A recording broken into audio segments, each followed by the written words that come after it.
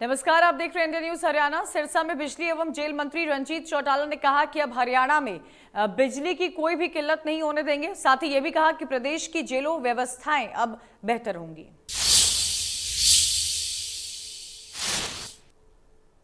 तो नहीं करा, पर सीएम साहब की अप्रूवल से करेंगे।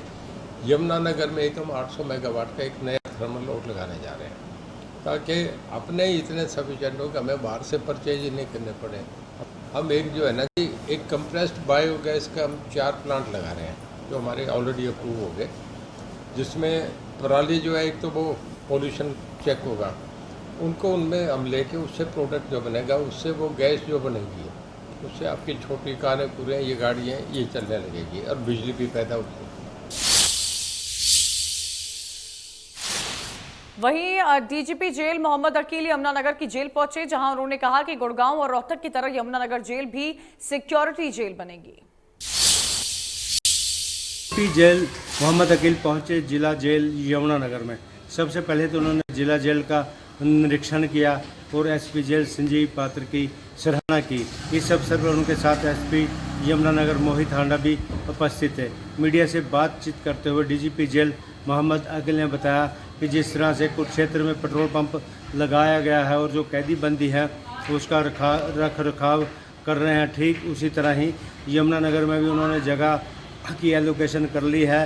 कंपनी से बात कर ली है, जल्दी ही यमुनानगर के जेल के बाहर भी पेट्रोल पंप लगा होगा। इसके अलावा उन्होंने जो जेल कैंपस में मार्केट की दुकानें, वहाँ जो जेल बंदियों कैदियों के द्वारा फर्नीचर बनाया जाता है, तो उसके पास भी जो बंदी कैदी हैं वही जो शोरूम में ड्यूटी देंगे और जो अपना जो खरीदने बेचने का काम आराम से कर सकें। उन्होंने कहा कि जो भी बंदी या कैदी हैं और वो गुड बुक्स में, वो चाहते हैं कि वो भी समाज की मुख्य धारा में आए। इसके अलावा उन्होंने कहा कि जेल की सुरक्षा को लेकर सरकार पूरी तरह से सजग है। उन्होंने गुड़गांव व जो एनसीआर की जेलें हैं उसके लिए 5G के लिए बोला है, और जो एनसीआर के साथ लगती जेलें हैं 3G से 4G अपग्रेड कर दी है। इसके अलावा हारमोनियम सिस्टम भी लगाया जा रहा है ताकि कोई भी कैदी या बंदी है किसी तरह की कॉल ना कर सके। इसके अलावा वेलफेयर की बात करें तो हर बंदी कैदी को 10 मिनट रोज कॉल करने की परमिशन दी गई है। यमुनानगर से देविदास शारदा, इंडिया न्यूज हरियाणा। 2 साल के लंबे इंतजार के बाद अब भिवानी के स्कूलों के छात्रों को मिड डे मील मिलेगा। इसके लिए शिक्षा विभाग ने स्कूलों का बजट भी जारी कर दिया है। 2 साल के लंबे अंतराल के बाद अब प्रदेश के सरकारी स्कूलों में 1ली से 8वीं तक के विद्यार्थियों के लिए मिड डे मील पक सकेगा, जिसके लिए शिक्षा विभाग ने 3.14 करोड़ का बजट तय किया है। अगर किसी स्कूल में तय बजट के अनुसार मिड डे मील नहीं बनता है तो बाकी की राशि विद्यार्थियों के खातों में डाली जाएगी। इसके लिए शिक्षा विभाग ने आदेश जारी कर दिए हैं। खाना 2 समूहों में वितरित किया जाएगा, 1ली से 5वीं और 6ठी से 8वीं। भिवानी से सुमित जांगड़ा, इंडिया न्यूज हरियाणा। चरखी दादरी के शहीद Dalbir Singh model senior secondary school हर साल की तरह इस साल भी बारिश के सीजन में जलभराव होने से छात्र और शिक्षक बेहद परेशान हैं। गर्मियों की छुट्टियां समाप्त होने के बाद शिक्षा का काम शुरू हो गया है, लेकिन चरखी दादरी के गवर्नमेंट मॉडल संस्कृति स्कूल में जल भराव से स्टाफ व बच्चों को दिक्कतों का सामना करना पड़ रहा है। स्कूल के प्रांगण में 2 से 3 फुट तक पानी भरा हुआ है।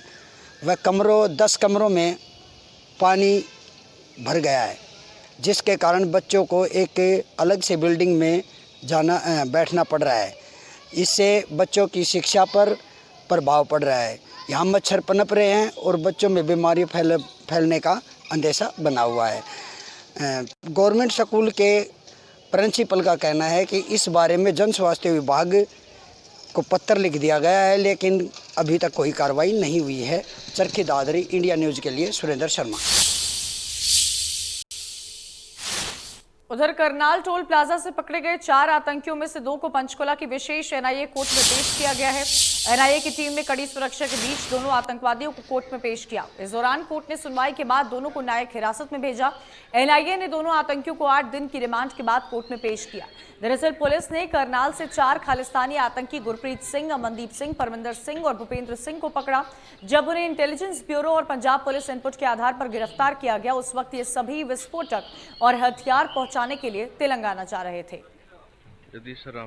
हरियाणा के करनाल से पकड़े 2 खालिस्तानी आतंकवादियों को आज पंचकुला की विशेष एनआईए कोर्ट के अंदर पेश किया गया है। 8 दिनों के पूछताछ के बाद इन दोनों आतंकवादियों को, जिसके अंदर परमिंदर सिंह और भूपिंदर सिंह हैं, दोनों को एनआईए कोर्ट में पेश किया गया, जहां एनआईए की टीम की ओर से सबूत पेश किए गए हैं कि जो गोला बारूद, जो असला इनके पास से पकड़ा गया था वो पाकिस्तान से आया था। वो फिरोजपुर के पास एक ड्रोन के जरिए ले आया गया था। उसके बाद इस सारे सामान को हरियाणा के रास्ते तेलंगाना पहुंचाना था। वहीं इनपुट के आधार पर करनाल टोल प्लाजा के पास इन आरोपियों को गिरफ्तार किया गया था, जिसके अंदर 4 खालिस्तानी आतंकवादियों को पकड़ा गया था। पंचकुला किसी विशेष एनआईए कोर्ट के अंदर इन आतंकवादियों को पेश किया गया है। एनआईए की ओर से सबूत दिए गए हैं, जिसके अंदर बताया गया है कि एक पिस्तौल, 31 से ज़्यादा कारतूस, 2.5 किलो के वजन के अनुसार 3 आईईडी और 1.30 लाख के आसपास नकदी इनके पास से बरामद की गई थी। इन लोगों का संपर्क रिंदा से भी पाया गया है, जो हिंदुस्तान से पाकिस्तान भागा था और कई आतंकवादी गतिविधियों के अंदर इन्वॉल्व रहा है। इन दोनों आरोपियों के अलावा जो अन्य 2 आरोपित हैं, उनकी ओर से साफ तौर पर बताया गया है कि इनका काम इस सारे के सारे सामान को पंजाब बॉर्डर से लेकर हरियाणा लेकर आना था, उसके बाद वाया दिल्ली होते हुए तेलंगाना पहुंचाना था, जहां तेलंगाना के अंदर इसी सामान के जरिए विस्फोट किया जाना था। वहीं यदि मौके पर पुलिस बल हो या फिर पब्लिक हो, उन पर गोलियां चलाई जानी थी। ऐसे में अब देखना यह होगा कि एनआईए की पूछताछ में और कौन कौन से आरोपियों का, जिनका नाम सामने आया, उनकी गिरफ्तारी कब हो पाती है। कैमरामैन कपिल नागपाल के साथ अमित शर्मा, इंडिया न्यूज हरियाणा। उधर पलवल के दुर्गापुर गांव में प्रेम प्रसंग का विरोध करने पर एक पति ने अपनी पत्नी की गोली मारकर हत्या कर दी। मृतका के बेटे की शिकायत पर पुलिस ने पति और उसकी प्रेमिका के बेटे और बेटी के खिलाफ हत्या सहित विभिन्न धाराओं में केस दर्ज कर कार्रवाई शुरू कर दी है। पलवल के दुर्गापुर गांव में पति ने पत्नी की गोली मारकर हत्या कर दी।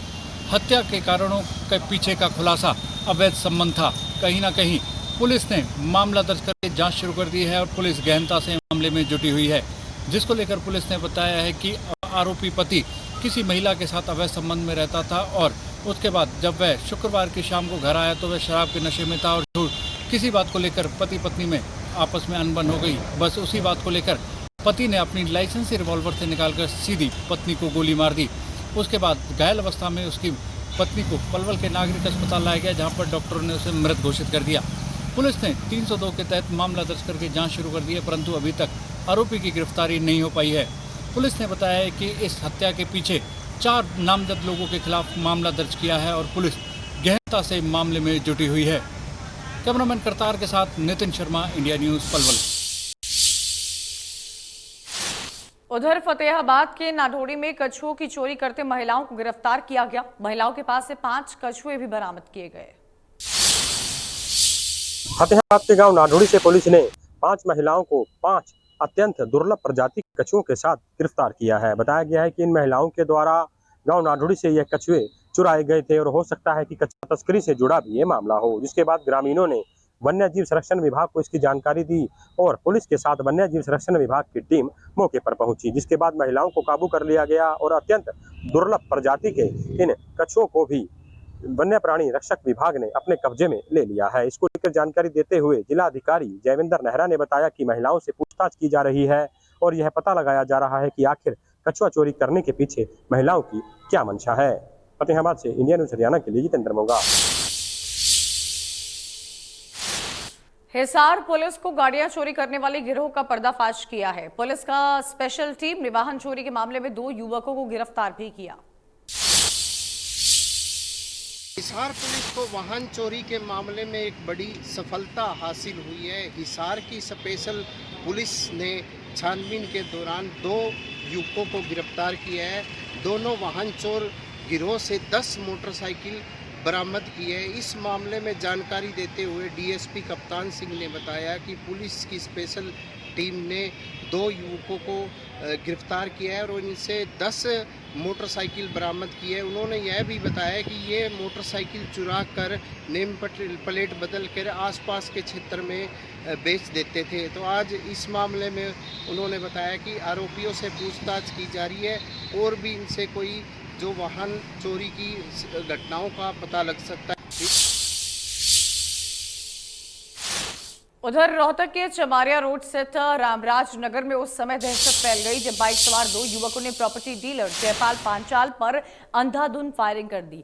आरोप है कि 2 महीने पहले वांछित बदमाश लोकेश उर्फ गोगी ने पांचाल से 1 करोड़ की चौथ मांगी थी। हमले के दौरान प्रॉपर्टी डीलर ने गाड़ी के पीछे छुपकर जान बचाई। हमलावर गाड़ी पर 4-5 राउंड फायरिंग करके फरार हो गए।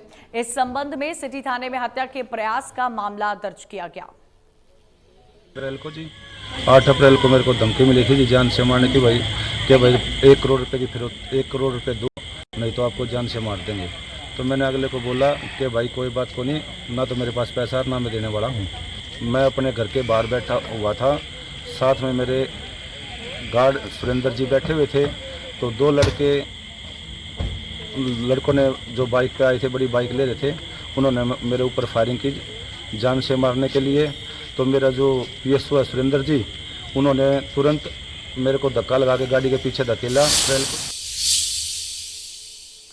करनाल में माइक्रो फाइनेंस कंपनी के कर्मचारी से 52,000 की लूट का मामला सामने आया है। बताया जा रहा है कि किस्त कलेक्शन करके वापस लौट रहे कर्मचारी से 3 बदमाशों ने तमंचे के बल पर लूट को अंजाम दिया। पीड़ित ने पुलिस को शिकायत में मामला किया कि पिछले 3 साल से एक फाइनेंस कंपनी में काम करता था और उसके आसपास के गांव में लोन की किस्त कलेक्शन का काम किया जाता था। घरौड़ा से किस्त कलेक्शन करते हुए देर शाम गांव जमालपुर से वापस आ रहा था। तो वापस आते समय मोटरसाइकिल पर सवार 3 अज्ञात युवकों ने उसके सामने मोटरसाइकिल अड़ा दी। बदमाशों ने तमंचे के बल पर उसे बैग देने के लिए कहा। जब बैग देने का विरोध किया उसने, तो एक युवक ने उसके सिर पर पिस्तौल का बट मार दिया। इसके बाद तीनों युवक नकदी से भरा बैग लेकर फरार हो गए।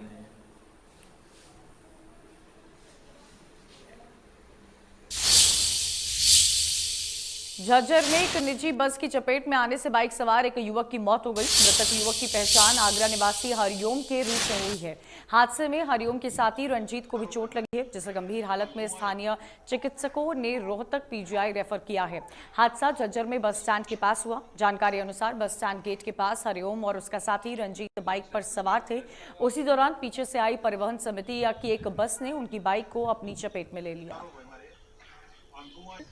सर ये कल शाम को 7-8 बजे के आसपास नए बस स्टैंड के पास 2 मोटरसाइकिल सवार बस के साथ एक्सीडेंट हो गया था। एक हरिओम नाम का लड़का था, उसकी मौत हो गई और एक रंजीत था, वो ज़्यादा चोट लगी थी, वो रोहतक रेफर कर दिया और रंजीत के बयान पर मुकदमा दर्ज कर दिया है और लाश का पोस्टमार्टम कराया। सिंगल यूज प्लास्टिक पर लगे बैन असर वल्लभगढ़ में देखने को नहीं मिल रहा है। अधिकारियों और कर्मचारियों के सामने ही पॉलिथीन में सामान बेचा जा रहा है। तस्वीरें आपको दिखाते हैं, देखिए। सिंगल यूज प्लास्टिक पूरे देश भर में 1 जुलाई से बंद कर दी गई है, लेकिन फरीदाबाद में इस बंद का कोई खास असर देखने को नहीं मिल रहा है। क्योंकि निगम अधिकारियों की तरफ से दावा जरूर किया जा रहा है कि वो बीच बीच में जाकर चालान लोगों के कर रहे हैं, लेकिन लोगों में अभी असमंजस इस बात को लेकर है कि जो 19 प्लास्टिक के उत्पाद बैन किए गए हैं उनका विकल्प अभी उन्हें नहीं मिला है।